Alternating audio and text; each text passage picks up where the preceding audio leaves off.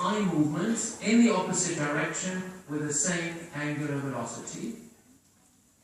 And you have to know that the basic function of all eye movements, including those generated by the vestibular ocular reflex, is to keep the image of the visual surrounding stable on the retina. That's the basic function. And patients with a deficit of the vestibular ocular reflex, they have so-called oscillopsia. And to get an idea what oscillopsia is, you can do a very simple test. Everybody, please. Please cover one eye. Let's say the left eye. Everybody, please. And now press with the tip of the index finger on the lower eyelid and the eyeball of the other eye. Everybody, please. So press on your eyelid and your eyeball. Everybody, please. Come on, come on.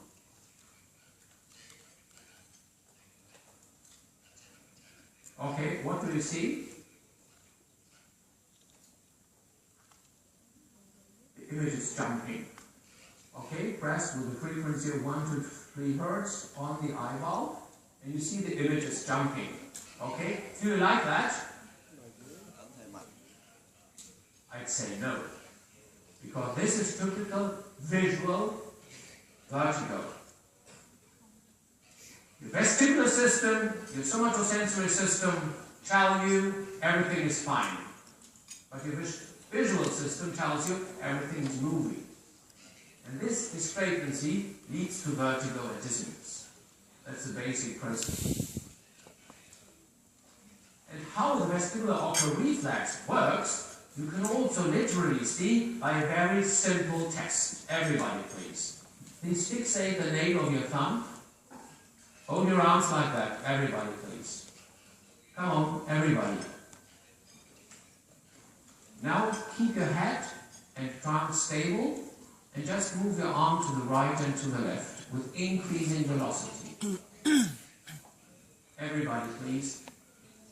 Here also on the right side. Okay. How is the image of the nail of your thumb? Is it stable or blurred? It's blurred. And now do the opposite experiment. Keep the target stable and turn your head to the right and to the left. How is it now? Sharp. And you literally see how the vestibular ocular reflex works. It keeps the image of the visual surrounding stable on the retina during head movements and in particular during walking. Walking is a very high frequent procedure with a frequency of 25 Hertz. And then you need your vestibular system in particular, because the other eye movements, so-called smooth pursuit, they cannot compensate for a deficient vestibular ocular reflex. And the VOR works via a 3-neuron reflex, and if the head is turned in one direction, there's an excitation of the horizontal canal on the side to which you turn your head, and this generates the eye movements. And this is the basis for the first and important clinical test, the head impulse test. You see in this patient, when the head is turned to the left, the eyes move with the head to the left, and the patient has to perform a refixation saccade. Look again. Quick turn. This is the head impulse test. And by means of this very simple test, you can diagnose a deficit of the vestibular ocular reflex in this patient on the left side. For a third time, please. When the head is quickly turned to the left, you see, the eyes move with the head to the left, and the patient has to make a refixation saccade, and this is the clinical sign of a deficit of the vestibular ocular reflex in this patient on the left side. So it's a very simple test and extremely helpful. I can briefly demonstrate that. Will you come to the podium, please? Okay, I quickly demonstrate how to perform the test.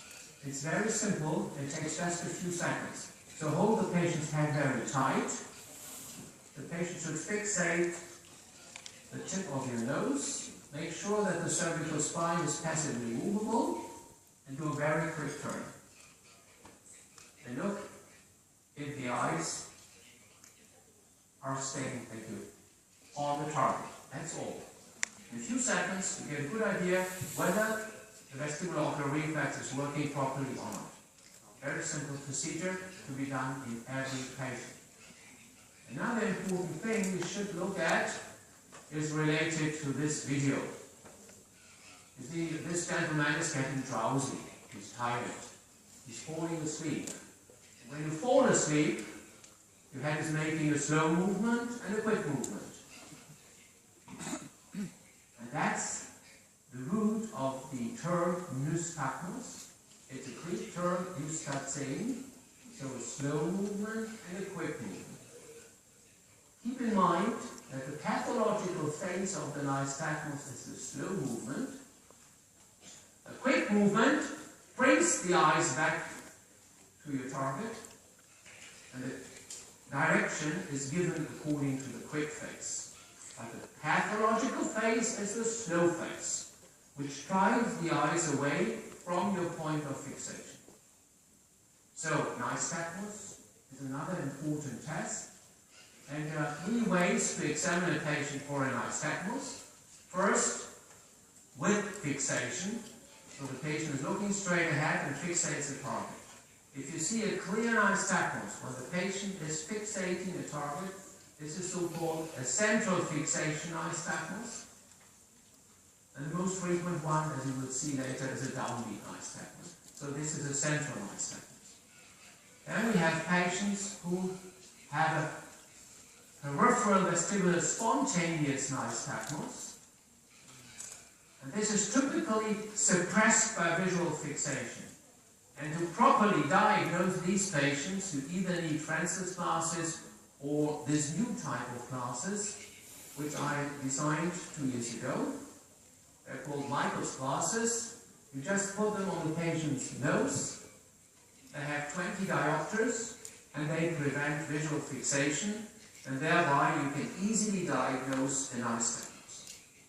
And the third way on how to diagnose nystagmus is to perform so-called positioning maneuvers. And positioning maneuvers have to be performed in every patient, as you will see in a few moments. Because patients may complain of just postural imbalance and dizziness and suffer from benign paroxysmal positioning vertigo. So therefore, positioning maneuvers in every patient. And these are the new classes. So the regular Francis classes are very heavy, very bulky, and the new classes are very thin. And the good thing is you can take them always with you in your pocket. So you have them with you when you need them. Okay, so once again, another way is, and this is compulsory in every patient, to perform the diagnostic positioning maneuvers. And one question which always arises is, why do you turn the patient's head by 45 degrees, let's say to the left, and then move the patient to the right? Why do you turn the patient's head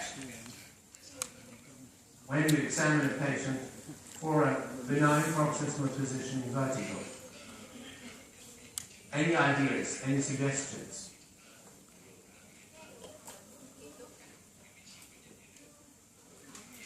Do you come to the podium? I would like to. Look, if you have BPPV, so please sit down here. Can you take off your glasses? Oh, you will make it anyway. Okay, so take off the patient's glasses. And then you can use the regular Francis, or you put on these new glasses. And let's imagine I examine his right posterior canal. Then I turn his head 45 degrees to the left. And this has a very simple anatomical reason, because the vertical canals are tilted 45 degrees from the frontal plane. So to specifically examine the right posterior canal, you have to turn the patient's head 45 degrees to the left and then move him downward. That's what you have to do. So this is a specific diagnostic maneuver for the right posterior canal. And the same has to be done for the left side. Turn the patient's head now to the right. Then the left posterior canal is in the plane of your movement, and you move the patient's head down there. Diagnostic maneuvers. And the good thing of this type, and the good thing of these diagnostic maneuvers is that if you have diagnosed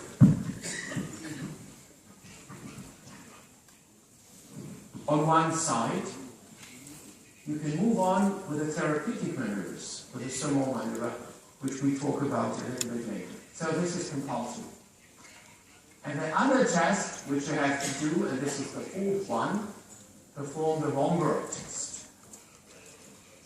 The Romberg test is done very frequently, but I'm afraid most doctors don't know what it really means. What does it tell you, as in this patient, if the subject sways much more when the eyes are closed? What does it tell you? So the normal procedure for the Romberg is as follows. First, do you come to the podium? Please. You are the volunteer. You do it stepwise. First, legs wide apart, like that. Oh, not that much. So, and then close your eyes. Please, open your eyes. Now both legs together. Both legs together. Both feet together.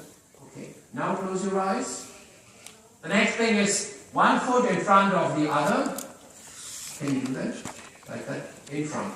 Before. Yeah. And now close your eyes. And the final step is to stand on one leg. Can you stand on one leg?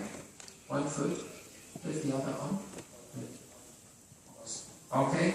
And then close your eyes. Okay.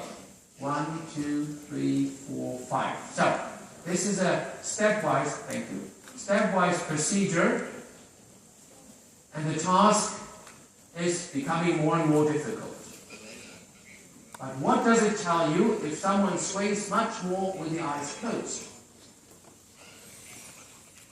It tells you that there is a sensory deficit. Nothing less and nothing more. It just tells you there is a sensory deficit. This is most often a vestibular deficit, but it can also be a severe polyneuropathy. But this is overestimated. So it just tells you a sensory deficit. Because normally our balance uses information from 3 channels. The vestibular, the visual, and the somatosensory. And now imagine a patient has a bilateral loss of vestibular function. And then the patient closes his or her eyes. Then the sway significantly increases. So that's the only thing which the Romberg tells you in clinical practice. Okay, so now we have approached the end of this lecture on how to diagnose vertigo. And after you have properly diagnosed vertigo, you can start with the therapy. And this is the second part of my lecture, how to treat patients with vertigo and dizziness. And I'm going to present 3 different topics. First, treatment of acute vertigo.